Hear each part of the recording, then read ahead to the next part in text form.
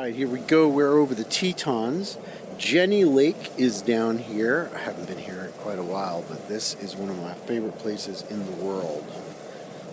So I'm going to call that the landing area down that way. I try to pick out reasonable landing areas that would actually work. So I'm going to exit, and I think I can put my back to the landing area and track just a little bit back over these mountains and pull a little on the low side so that I can fly my parachute down these mountains. All right, waving off on a solo jump for no reason. It's hard to break good habits.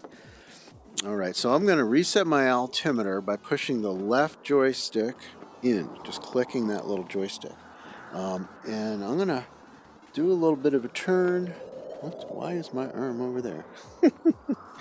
You have to forgive these little glitches that are natural.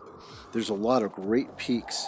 So I'm not certain if I'm actually over the Grand Teton or over Cube Point, but it's going to be worth doing regardless. So my plan is I'm going to sort of kill some altitude by hanging out doing turns. I'm going to come down there near this point and go around it and go down this side. But if this is a steep enough ridge, I might dance that ridge a little bit. All right, 1.8. Let's reset altitude. Okay, so it was a little lower than I thought because the mountain rose up to me. Wow.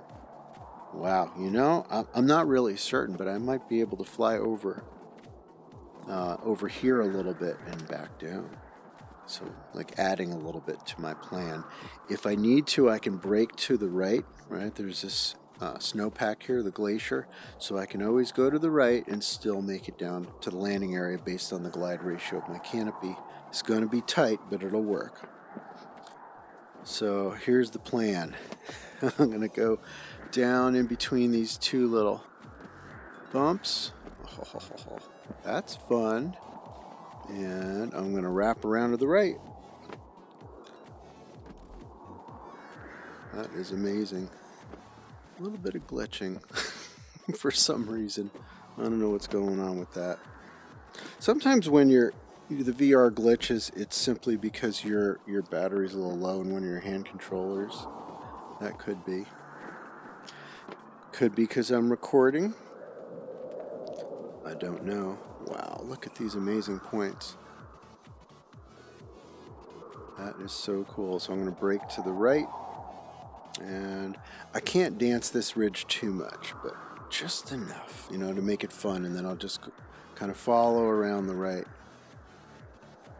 And rather than getting sucked into diving down into this hole, I'm going to turn right and get a sense of where I'm going to cross if I don't change anything. So I've got loads of clearance. Let's go to the right. Maybe I can get in between those two little niches, that V there. It's a little tight. Looking at that, I'm going to have to flatten it out with the brakes just a little bit to ensure that I've got the altitude. Better to have a little too much altitude. Wow, that is magnificent.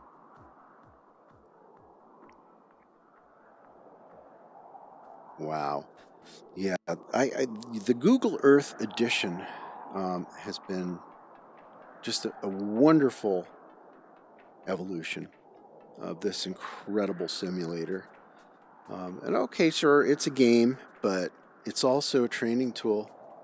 You know, if you take it seriously, if you use your imagination and kind of wonder, there we go. This is cool. This was worth doing. All right, where am I going to go?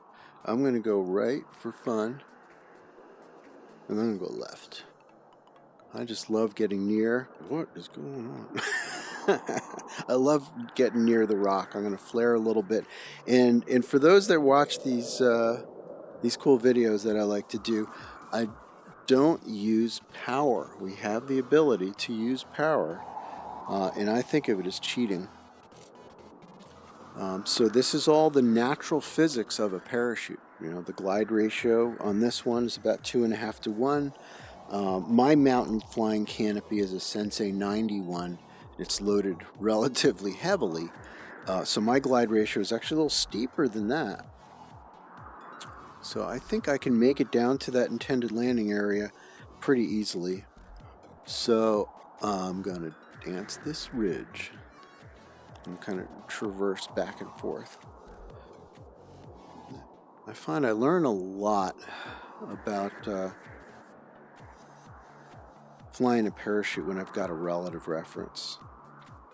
If I have the feedback of the visual, being up close to something. And you can certainly do that with clouds in the real world. It's a lot safer than flying down a mountain.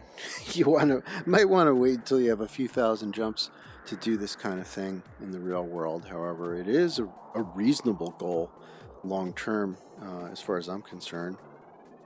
Wow, this is a fun run.